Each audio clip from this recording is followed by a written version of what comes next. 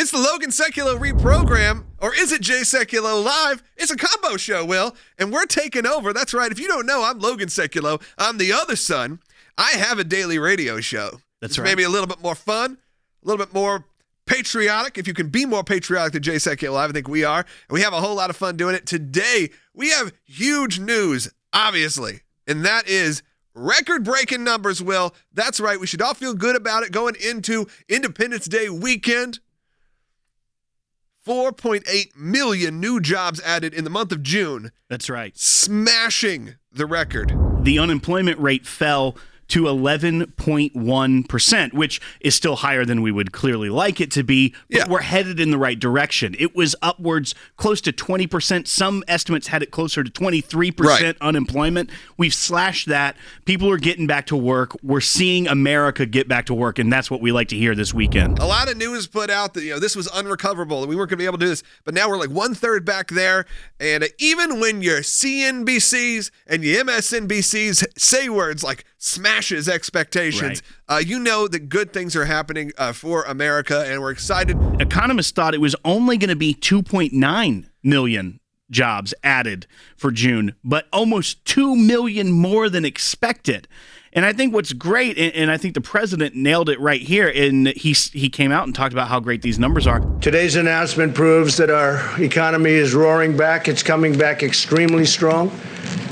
We have some areas where we're putting out the flames or the fires, and that's working out well. We're working very closely with governors. There was a lot of debate among economists whether it was going to be, you've heard the term V-shaped recovery or a U-shaped where you're at the bottom longer.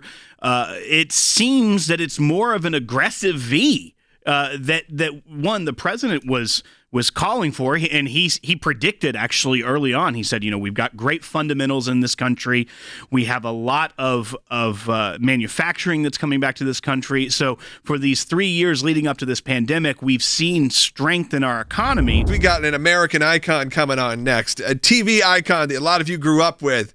That's right, Wink Martindale. Do you feel there needs to be sort of a pushback to family entertainment? I would like to see game shows go back to that period, if possible, where, as you said, we all sat around and watched the television, watched the game, and had dinner together. Those were special times. I mean, you were largely responsible for the king of rock and roll, for Elvis, one of your good friends, becoming such a cultural icon.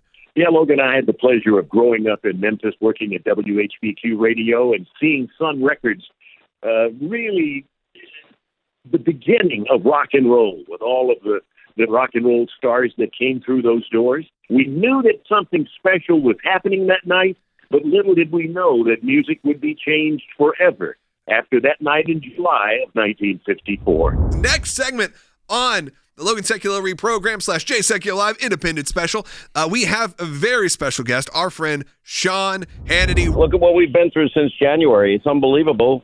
The worst pandemic since 1918. We have the, unconscionable, it should never, ever, can't ever, ever happen again, death of George Floyd. There was universal agreement on that one issue. There were peaceful protesters, but then you got all the anarchists. The next thing we know, 1,000 cops are hurt. Then precincts are burned to the ground. Then you got the Chaz Chop, autonomous, spaghetti potluck dinner, block party festival, Summer of Love Zone, and that dopey mayor and that dopey governor in Seattle and Washington. They don't do a thing to restore law and order, and the only things that seemed to motivate the mayor finally was the fact that she had a protest in front of her house. We had on, one of the saddest interviews I've ever had, this man, Horace Anderson, and he lost his son, who happened to have his namesake, Junior, and he's 19 years old. And he was the first person killed in that Seattle chop zone. And, the pain that this poor man, how is it when the night that he got shot, the police, the medics, they had to beg the anarchists that took over 6 city blocks in a police department to beg these anarchists if they can go help a victim of a shooting. Now, we all know seconds matter in times like this. Yeah. And so it was just heartbreaking because he's never getting his son back.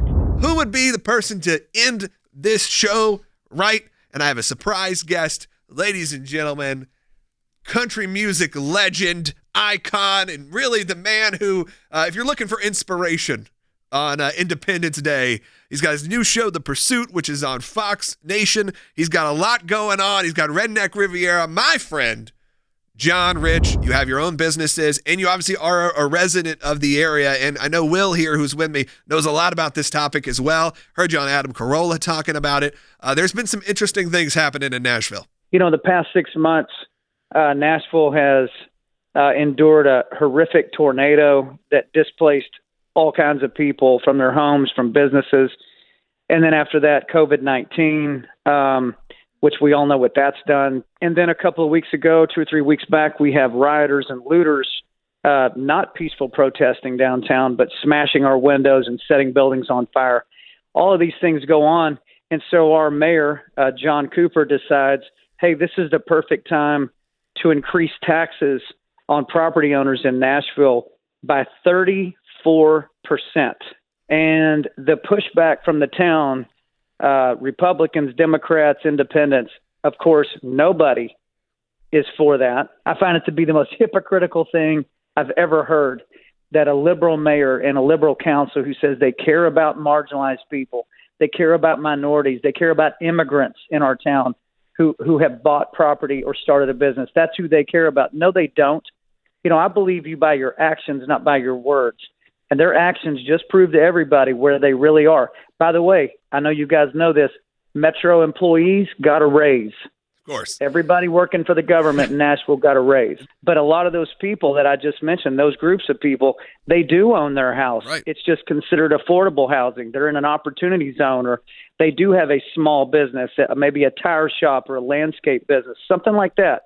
They have their own thing sitting on a razor's edge right now. And when you smash them with 34% more tax, they can't handle it. No. A guy like me, I don't like it, but I can absorb it, and I'm not going to miss a meal or lose my home or my business. So why a liberal mayor and city council would ever think of all times this is the time to crush Nashville with a 34% tax increase is beyond me. If you're not familiar with the Logan Sekulow reprogram, Will and I do a show each and every day, just like Jay Sekulow Live, but a little bit more turned up, a little bit more excited, a little bit more party.